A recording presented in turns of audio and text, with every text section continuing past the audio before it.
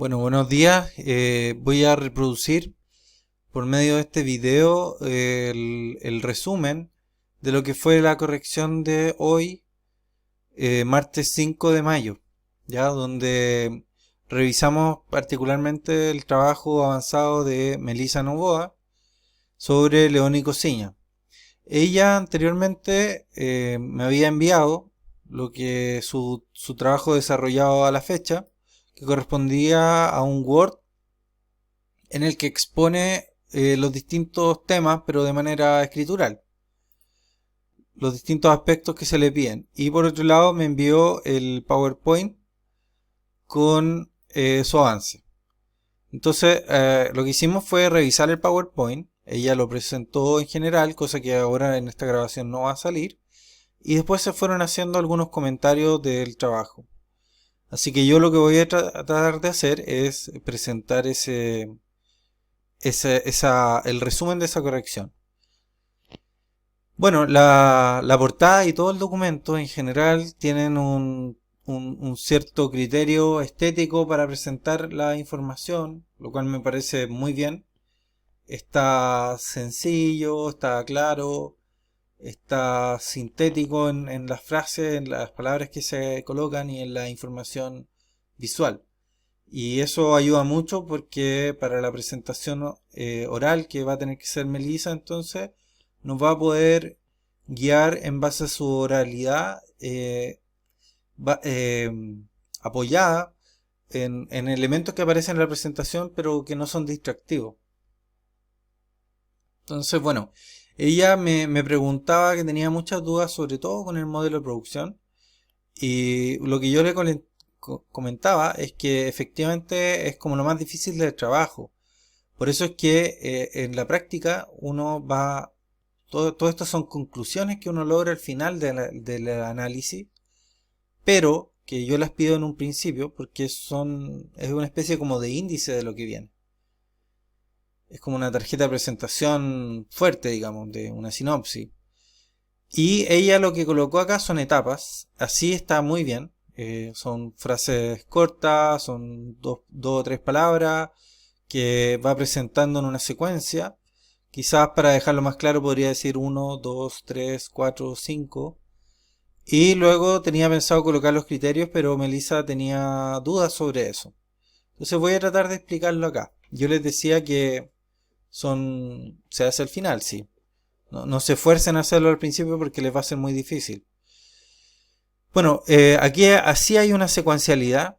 Dice primero que hay una recolección de basura, el storyboard, la creación del taller de escenografía, producción de la cinta y exposición. Y uno entiende o subentiende que hay una secuencialidad, de que uno lleva al otro y así. Si hubiera algún trabajo en paralelo, bueno, basta con colocarlo acá en paralelo, ¿no es cierto? Con una especie de tabla y listo. Pero esa es una organización metodológica que ustedes tienen que plasmar en este tipo de diapositiva.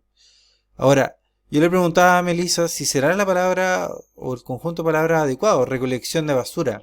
¿No será más genérico colocar gestión de materiales, por ejemplo?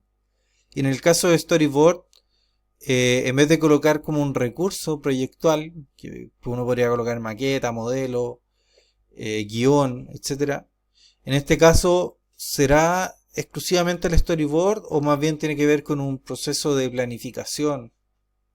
O por lo menos de, de encuentro entre una planificación y un trabajo más espontáneo. Ahí hay que desarrollar un poco eso entonces y llevarlo al mismo caso que les comentaba en la etapa anterior. Tal vez gestión de materiales. En este caso puede ser, por ejemplo, planificación del guión o de la visualidad o las dos cosas. Creación del taller de escenografía. Me parece que Melissa lo colocó más bien pensando, por ejemplo, en esta imagen, en cómo los artistas construyen su taller para poder trabajar en él. Pero eso no siempre si bien se da en todos los proyectos, no siempre es tan elaborado como esto, porque en el fondo ellos lo que hacen son recrear espacios y trabajar dentro de esos espacios. Entonces, tiene algo de cierto eso, pero no sé si está bien o si se logra entender bien. Yo creo que reformularía eso. Y producción de la cinta, claro, si lo llamo al tema audiovisual, a la disciplina audiovisual, está la producción, la postproducción, y así hay una serie de conceptos que en las artes visuales en realidad no ocupamos tanto. Para nosotros todos son procesos de producción, salvo que sea como este tipo de lenguajes del teatro, que tienen esa como nomenclatura. Incluso hay personas que han dicho de la carrera, ¿no es cierto?, que cuando leen el título de productor visual, piensan que se trata de personas que están dirigiendo un montaje, que están elaborando escenografía con un equipo de trabajo. Y en realidad nosotros el concepto de producción, ustedes lo saben bien por las asignaturas que han tenido en forma previa, lo abordamos desde algo mucho más genérico o más coherente con su etimología. La exposición después. En ese sentido está bastante bien el modelo de producción, ya salvo corregir un poco cómo se está redactando. Y los criterios son aquellos argumentos transversales que van a lo largo de la obra, que en este caso Melissa, como van a ver después, lo incorporó mucho en la parte de estrategia. Y esa es una confusión que yo me doy cuenta que generalmente se da y tiene que ver con la subjetividad de los conceptos. En nuestro caso, dijimos que los criterios van a ser aquellos argumentos que son transversales a las distintas etapas o a un grupo de ellas, y las estrategias son más bien procesos o decisiones circunstanciales en cada contexto. Bueno, en el antecedente ella hizo un muy buen trabajo, fue dividiendo, fue presentando distintos aspectos, cada uno de estos enunciados los desarrolló de manera oral y los desarrolló bien. Aquí tal vez faltaría más que nada los rotulados, ¿no es cierto?, para saber a qué corresponden estas obras, si es que se tienen los datos de las dimensiones o ese tipo de cosas para poder entenderlo mejor. Después habla de las intenciones, da algunos ejemplos y la actitud artística. Entonces, bueno, Melissa se planteaba que se le había desconfigurado en la presentación, que en realidad esto que se ve pequeño en pantalla estaba más grande porque precisamente era más importante. Pero está todo bien, o sea, los antecedentes están perfectos. Yo no sé si colocaría tanta imagen, tal vez lo reduciría un poco. Y me preocuparía más bien de desarrollar esta parte escrita. ¿Ya? También yo le comentaba a Melissa que dentro de las cosas que ella escribió, el concepto de lo onírico, esto de lo surreal, en el caso de León y Cosiña, para mí también hay una cierta tendencia a trabajar lo onírico desde la pesadilla, de los símbolos infantiles o los temores más pedestres que podamos tener en nuestra infancia. Me parece que ahí hay como una recurrencia. Y esa estética de lo oscuro, sobre todo con los negros, ¿no es cierto?, está muy presente. Entonces yo también la colocaría ahí como tal vez dentro de las intenciones, aunque no sea algo que esté declarado por los artistas. El lenguaje visual veíamos como el stop motion en este caso, o en general el trabajo de León y Cosiña aglomera mucho el lenguaje. Está lo pictórico, está muy bien, está lo audiovisual, está la animación, dentro del audiovisual está, perdón, la animación, ¿no es cierto? Y está lo escultórico y además está lo gráfico, el dibujo, por ejemplo, ahí incorporado. Y puede que estén también elementos de la sonorización, por ejemplo, en ese sentido cercano a la música tal vez, a la narrativa. Entonces empiezan a aparecer un montón de lenguajes asociados en el trabajo de Oni Cosiña. Aquí ella colocó un video, está muy bien también. El proceso después habla sobre las estrategias. Y aquí ya se empieza a confundir algunas cosas con los criterios. Conversamos como algo muy bueno estas tres imágenes, porque ella dice aquí manchas de pintura que indican que hubo un trabajo previo en el mismo sector. Aquí está enunciando una estrategia en particular en esta escena, que aparece esto y los creadores, ¿no es cierto?, lo utilizan, lo incluyen dentro de la obra. Esa es una estrategia, claramente. El criterio tiene que ver con un modo de hacer, de trabajar en torno a las cosas que se tienen a mano.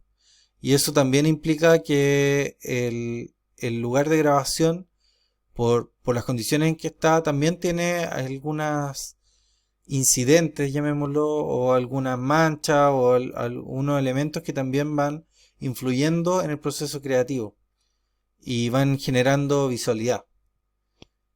Entonces, bueno, y también ella menciona el uso de masking tape, pero veíamos que en el fondo todo esto remite a una cierta pobreza de los materiales, a ocupar materiales precarios, y eso no es solamente una estrategia, sino que se da a lo largo de todos los proyectos.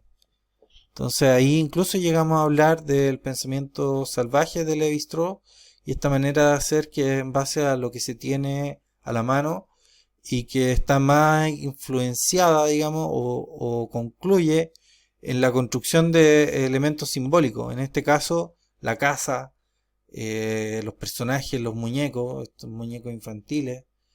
Y el pegote es más bien una cosa particular que remite a este trabajo rápido, a este trabajo con elementos de fácil acceso, y es una especie de bisagra entre lo funcional, ¿no es cierto?, y lo estético. En los temas aparece también, ella menciona una serie de temas, lo cual está muy bien, pero yo le pedía que la solicitud es idealmente tratar de formular todo esto en una sola frase. Y para ello hay que hacer una jerarquía de estos conceptos, ver cuáles son más protagonistas, más relevantes y empezar a describirlo. Y en ese sentido, por ejemplo, a mí me parece que en ese enunciado debería estar la palabra infancia, está bien. Lo onírico, sí. Quizás la pesadilla, la violencia también, pero cómo poder enunciarlo, ¿no es cierto? Cómo poder hacer una sola oración que permita aglomerar todo esto y dar un sentido al tema en general. Independiente si ustedes quieren construir esto de otra manera, por ejemplo, el enunciado que les digo yo y abajo las palabras clave lo pueden hacer. Y el campo visual veíamos que era un poco lo que merecía más corrección en el caso de Melissa. Ella nos presentaba que uno de los trabajos, por ejemplo, tenía que ver con Colonia de Dignidad. También señalaba que muchas de las cosas que pasaban en Chile pasan en Alemania y por eso hay mucha relación con ese país. Y lo que veíamos es que no es pertinente decir campo visual Chile, sino que más bien algunos acontecimientos de un Chile dañado, de un Chile que tenía heridas, como bien complementaba Renata, de esa identidad perturbada, digamos, eh, y de la cual ellos toman ciertos relatos o imaginarios y van desarrollando sus animaciones, el storyboard, el guión, etcétera. Y por otro lado, Melissa coloca el lugar de taller, afecta cómo se hacen las obras. Efectivamente, es muy adecuado que ella lo anuncie de esa manera, pero más bien para efectos de comprensión personal. Aquí debería ir redactado de otra forma, porque hay un universo de donde estos artistas van sacando los materiales en cada proyecto. En el caso de Casalobo, por ejemplo, la intervención que se hizo, si no me equivoco, en el MAC, ellos fueron al subterráneo y ocuparon todos los desperdicios que estaban ahí generando el castillo. Ahora, esos materiales no se los van a llevar a otro país para poder hacer la obra, sino que los van a encontrar en otro espacio, en ese país. Y en ese sentido, ahí vemos cómo suceden cómo los materiales y el conjunto de símbolos son extraídos de ciertos contextos en particular. ¿ya? Y hay cosas que aparecen que son recurrentes.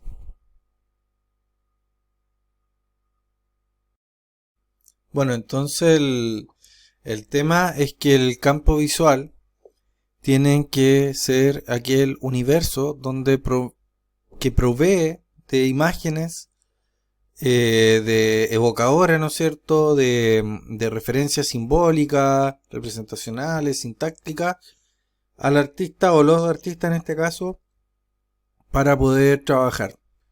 ¿Ya? Y en este caso ellos, León y Cosiña, van armando estos campos visuales en cada uno de los proyectos. Ahora, todos tienen en común que son campos visuales hechos con lo que se encuentra a mano, por eso lo del pensamiento salvaje. También hay otros temas, o sea, me parece a mí otros aspectos que pueden ser dentro del campo visual, por ejemplo, toda esta simbología infantil, ¿no es cierto? Eh, que más bien como estos muñecos viejos, juegos rotos, vestimenta de colores, de telas que ya no ocupan nuestros niños y niñas. Entonces, de alguna forma vamos viendo cómo este cuerpo de imágenes está asociado a una especie de infancia extemporal, ¿no es cierto? De otro tiempo. Y un poco retro, en cierta medida. No llega a ser kitsch porque dentro de toda el conjunto de elementos que tiene es muy real, o sea, no es una formulación artificial. Ellos no juegan con eso. Y eso, bueno, se entiende perfectamente gracias a las referencias que tienen, que también abordan campos visuales similares. En los contextos de producción, perdón, en la referencia, se me olvidó comentarle a Melissa en la corrección, pero creo que no solamente habría que incluir trabajos artísticos, sino también de otra índole. O sea, en este caso hay de cine, ¿no es cierto?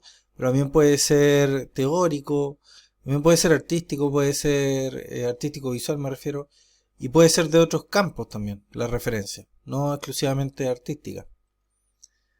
Y los contextos de producción, Melissa acá se enfocó bastante en lo que es el contexto de trabajo internacional, si bien acá aparece una galería nacional, ¿no es cierto? Eh, y es verdad, ese es un contexto de trabajo de estos artistas. También están las galerías, también están los espacios íntimos de taller, también están los talleres educativos o clínicas que desarrollan. Y hay distintos contextos de trabajo, donde por cierto terminan con obras, ¿no es cierto? En algunos casos se termina con animaciones, en otros casos son intervenciones, y así. Los factores de factibilidad leíamos que están todos bien, están bien expresados, y pueden haber otros, por cierto. Uno que me parece particularmente importante es este segundo, dice, es más lento el proceso, por lo que no sirve para trabajo corto tiempo disponibles para producir. También conversábamos de que podían ser algunos factores asociados al trabajo colectivo. Bajo qué circunstancias se puede dar el trabajo colectivo y bajo qué circunstancias no se puede dar. Eso sería interesante poder desarrollarlo acá.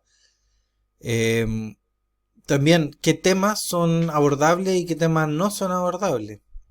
También podría ser otro aspecto a mencionar acá. ¿Qué tipo de locaciones o de contextos son tomados, son aceptados y cuáles no? Ese tipo de pensamientos se puede formular ustedes para ver cuándo se trata un factor de factibilidad que permite resolver el trabajo artístico y cuando estamos hablando más bien de otras cosas. ¿Ya? Bueno, en general es un excelente avance. Hay detalles que mejorar, que son los que hemos comentado estos 20-15 minutos. Volviendo atrás, ¿no es cierto?, en la presentación, en el modelo de producción, básicamente, que fue donde empezamos a trabajar. Entonces podría aparecer acá como un criterio la economía de materiales, ¿ya? Que en este caso podría incluso llevar la palabra asociada la economía de materiales en torno a lo precario o con una estética precaria, de lo circunstancial, ese tipo de cosas podrían enunciarlas de esa manera. Y eso efectivamente es transversal tanto a la gestión de materiales, al storyboard, esta confección de ese taller de trabajo, la producción de la cinta o los distintos conceptos en general, atraviesa todo eso. También podría ser un criterio esta estética recurrente que está en el trabajo, que tiene que ver con un modo de hacer que es circunstancial, es azaroso y que es más bien simbólico, más que hacíamos la comparación entre este tipo de modo de hacer, de entre comillas, asociado al pensamiento salvaje de Levi-Strauss, donde por ejemplo, para que se entienda la idea, una cultura primitiva trabaja con el iglú, confeccionándolo con las ramas que tiene en su entorno, y otra cultura construye su iglú con hielo, y otra cultura construye su iglú con tierra, es decir, una misma forma simbólica y ejecutable, rápida, que tiene un tremendo sentido para la humanidad en general por ser una primera configuración arquitectónica habitable, ¿no es cierto? Y de recuerdo frente al exterior, empieza a ser resuelta con los materiales que se tengan a la mano, digamos. Y en ese sentido es lógico que algunas cosas más bien se reproduzcan, se repitan en ciertos lugares. Ahora, el sistema ingenieril o planificador es muy distinto, ¿no es cierto? Ahí no se remite a lo que está rodeado, sino que pide de China ciertos materiales, pueden venir de Estados Unidos otros, se va a comprar al mercado algunas cosas, y así se va trabajando de una manera mucho más, eh, digamos, con mucho más amplia en el sentido de dónde provienen los materiales, ¿ya? Y también en los modos de hacer, muchas veces con armado, por ejemplo, o técnicas que son muy ingenieriles, muy planificadoras, ¿no es cierto? Más bien teóricas. En cambio, esto es mucho más espontáneo. El pegote aparece, la estructura está, pero una estructura que en cualquier momento se podría derrumbar. En fin, eso también puede ser un criterio de trabajo. Ya el modo de hacer. Ahora, en este caso, uno no puede colocar modo de hacer, sino que tiene que desarrollar la idea. Así que eso es un excelente trabajo, también es un buen ejemplo. La instancia de retroalimentación, que participaron 3 personas nada más, fue, por lo que me decían ellas, bastante formativa. Así que lo que yo conversaba es que vamos a tratar de repetir esto, por lo menos de aquí al 20 de mayo, que va a ser el periodo de tiempo donde vamos ya a empezar a retomar nuestras clases, y son el acuerdo que tuvimos con la coordinadora. Así que eso, que estén muy bien, saludos.